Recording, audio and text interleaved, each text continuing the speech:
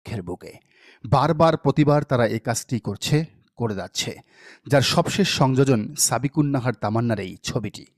ডাকসুর প্রচারণার প্রথম দিন ঢাকা বিশ্ববিদ্যালয়ের চিত্র এটি। বামদের আতুরঘর হিসেবে পরিচিত চারুকলা অনুষদে ছাত্র শিবিরের প্রার্থীদের ছবি সম্বলিত বিলবোর্ডটি ভেঙে ফেলে বাম সংগঠনের কয়েকজন।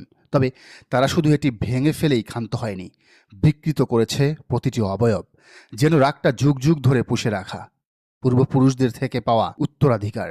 তা তো হবারই কথা, এই বামদের পূর্বপুরুষরা মিলেই তো ঢাকা বিশ্ববিদ্যালয়ের মাটিতে ছাত্রসংঘের আব্দুল মালিককে পিটিয়ে শহীদ করেছিল। এই রাগ পুরনো রাগ, এই রাগ ইসলামী আদর্শের সাথে লেনিন কার্লমার্ক্সদের রাগ। তাই তো এই বামেরা অন্য কোনো প্যানেলের ওপর আঘাত হানেনি, হেনেছে ইসলামী ছাত্র শিবিরের ওপর।